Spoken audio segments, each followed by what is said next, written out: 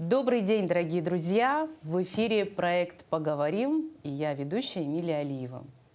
Якутия всегда славилась титулованными красавицами. В разные годы наши девушки достаточно успешно представляли родной северный край как на федеральных, так и на мировых подиумах.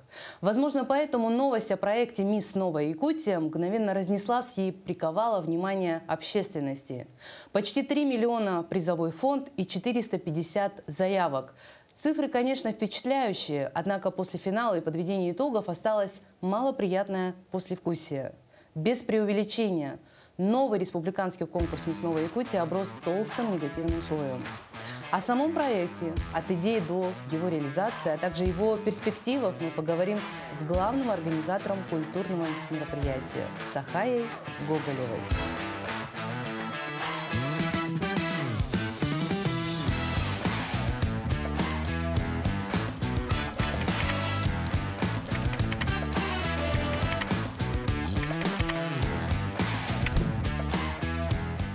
Сахая Гоголева родилась в Верхневилюйском районе.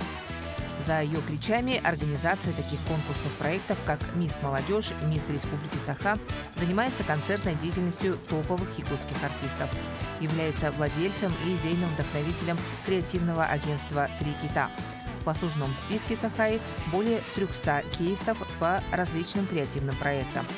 Последний проект – республиканский конкурс красоты «Мисс Новая Якутия».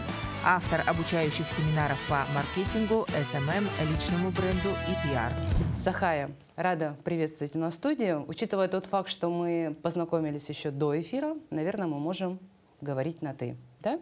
Да, конечно.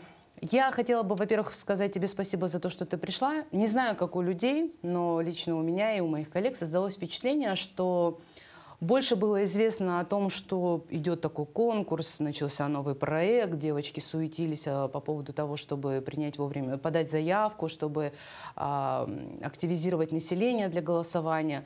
Но где-то совершенно в стороне, я бы сказала, в тени, как будто бы мне имя организатора, то есть твое, было как будто бы даже засекречено. Это часть мероприятия или столько было много организационной работы, что решила оставаться в тени, и тебе было не до высвечивания в СМИ? Добрый день.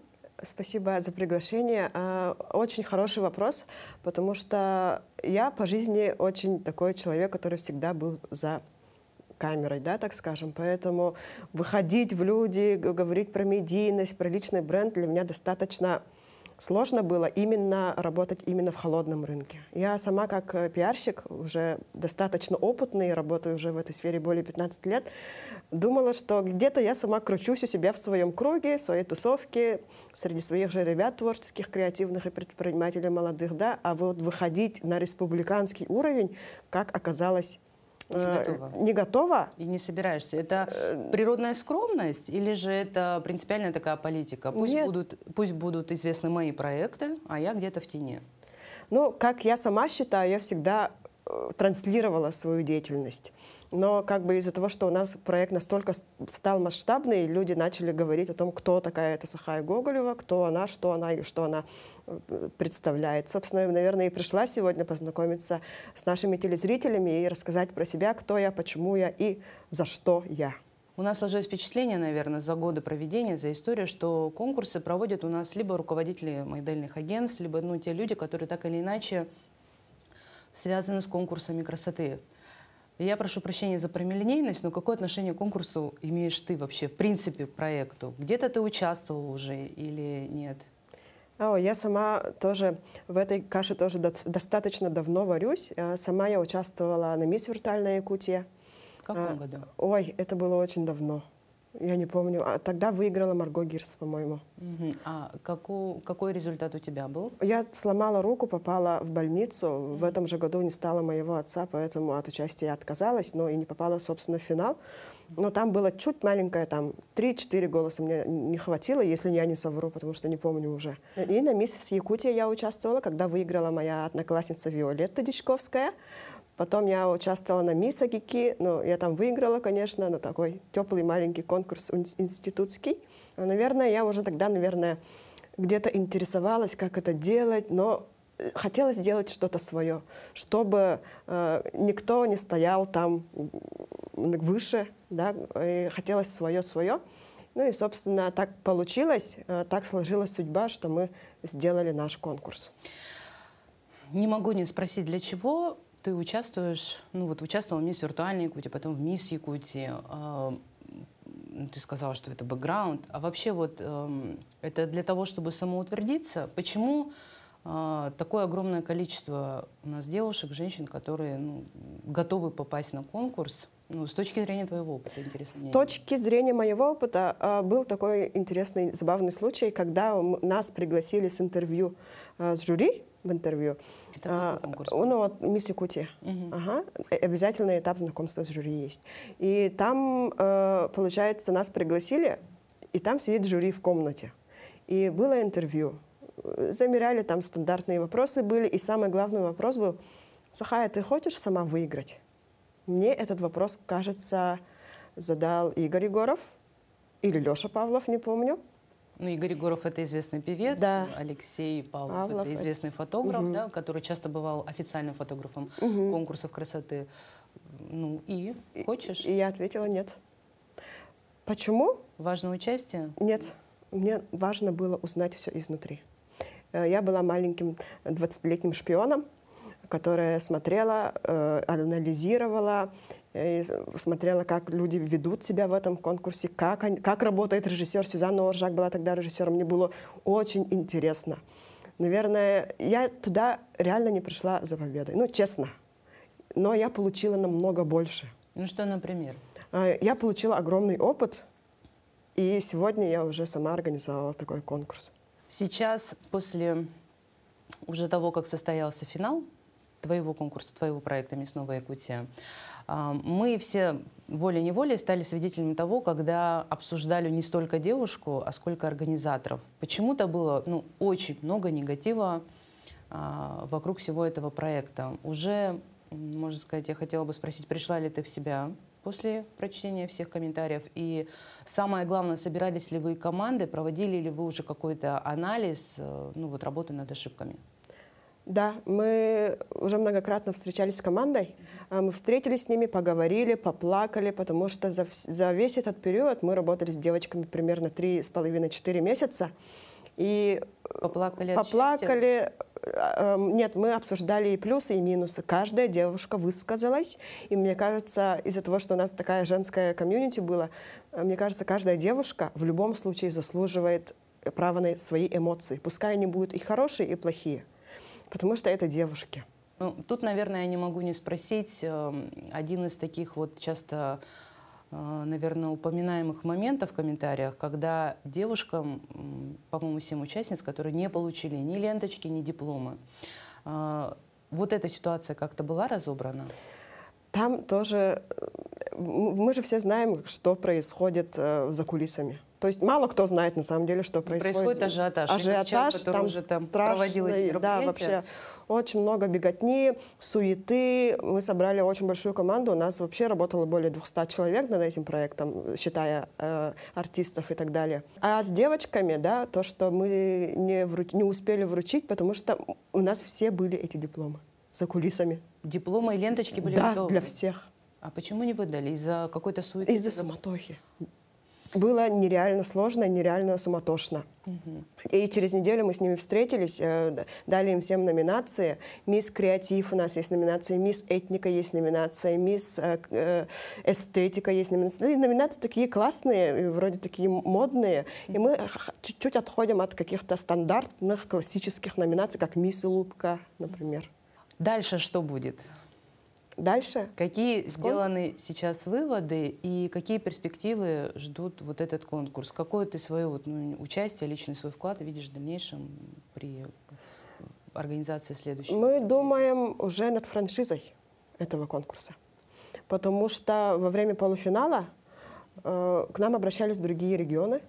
Даже так? Да. Конкурсом заинтересовались другие регионы, это получается Бишкек, Санкт-Петербург. В чем его главная такая идея и фишка? Давай вот разъясним. В конкурсе мы понимаем, что в традиционном, если это речь о МИС, то, соответственно, там должна принимать участие девушка с обязательным условием, что она не замужем и у нее нет детей. Нет детей, нет. Если мы говорим о миссис, то, соответственно, это молодая женщина, которая либо замужем, либо не замужем, но имеет детей. Да, уже. В вашем случае конкурс имел название «Мисс Новая Якутия», но при этом мы, как помним, что там не было никаких ограничений. Да? Вот давай про это подробнее расскажем. Ну, во-первых, хочу сказать, что каждая девушка, каждая женщина, несмотря на свой возраст и положение, она мисс. Участвовали у нас девушки от 15 до 45 лет. Были очень разные участницы. Были полностью татуированные. Были такие девушки с короткой стрижкой. Ну, если мы говорим о продвижении, о дальнейшем продвижении той или иной участницы, мы понимаем, что на конкурсе, на том же «Мисс Россия» есть очень строгие требования. В том числе тело конкурсантки должно быть абсолютно чистым и не должно иметь каких-либо татуировок. Какая-то перспектива участниц в этом плане ждет? Конечно. Очень много предложений к нам поступило. Мы сейчас обрабатываем каждое сообщение, команда обрабатывает, и мы будем делать все возможное, чтобы про наших девочек узнали. И это не обязательно про победительницу. Например, наши финалистки другие, да, они в ноябре уже едут в город Москва на большое мероприятие, где будут выступать моделями, официальное большое мероприятие. Это уже оплачивается и проезд даже, и даже гонорар какой-то. Девочек у нас 18, и они все просто великолепные. У каждой такой классный бэкграунд, такая своя история личная, такие свои личные переживания. И хочется, наверное, с этими девочками дальше работать и работать, потому что почему бы и даже не будет мисс новой, мисс New World. Если такие далеко идущие. Да, но я сама человек по жизни трудоголик, и если у меня нету потолка. Типа, Сахая сделала «Мисс Новая Якутия», команда сделала «Мисс Новая Якутия», но что-то нужно дальше, потому что я всю жизнь прям мечтаю, и чтобы развивать свою креативную историю и регион. Потому что в нашем регионе действительно очень много классных творческих ребят, о которых должен узнать весь мир.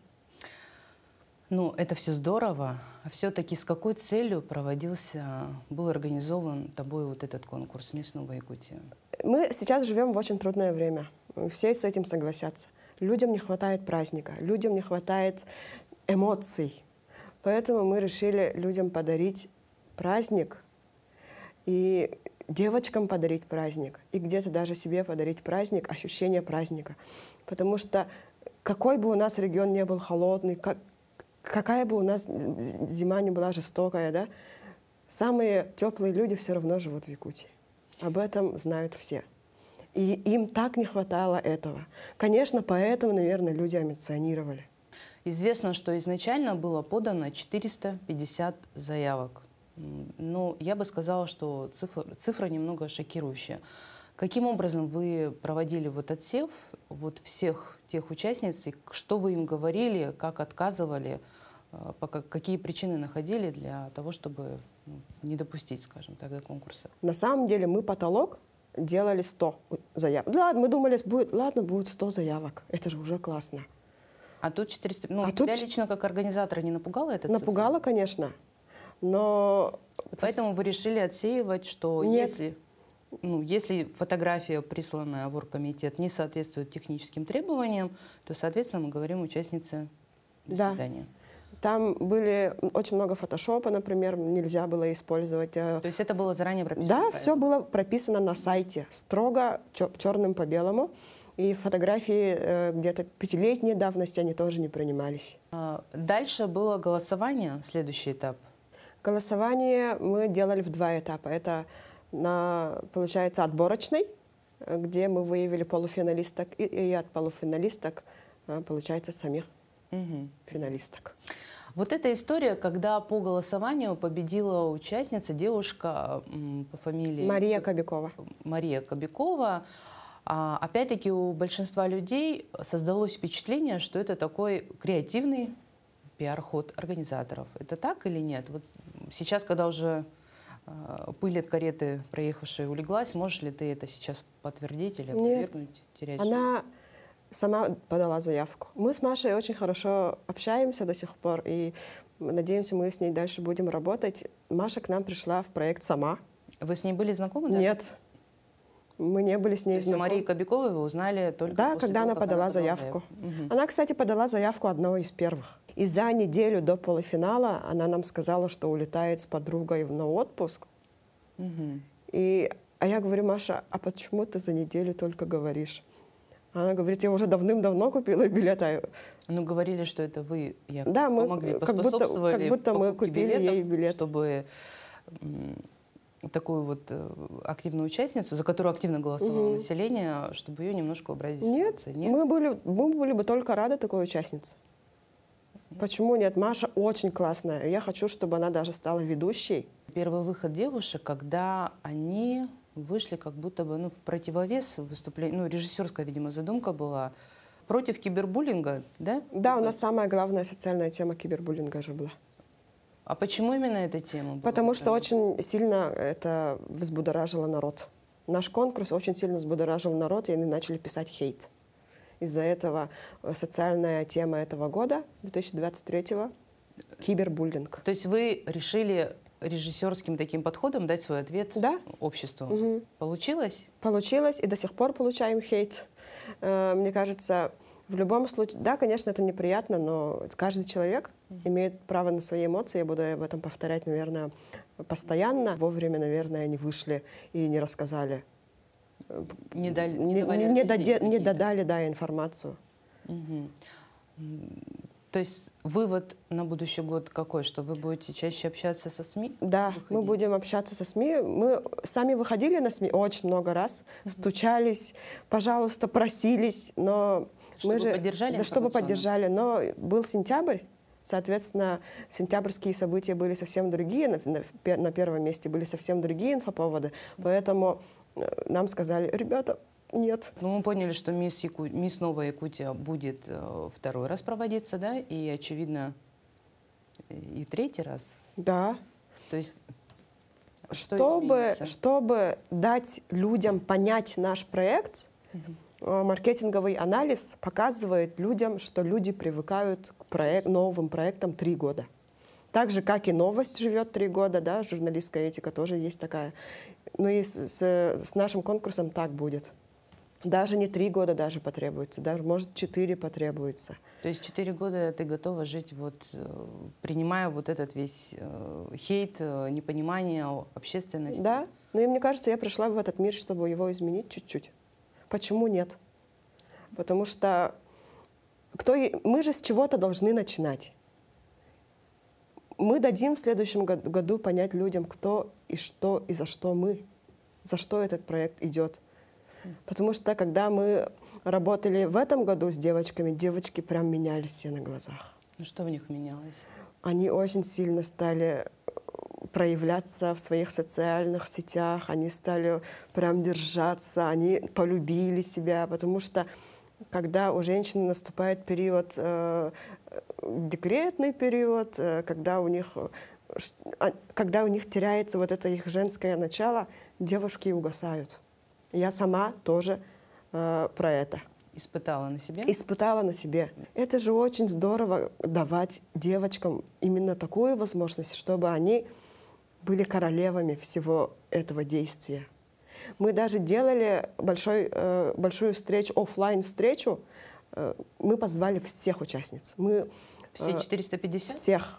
Всех бесплатно. У нас там был фуршет для них, все бесплатно, чтобы они просто почувствовали себя важными.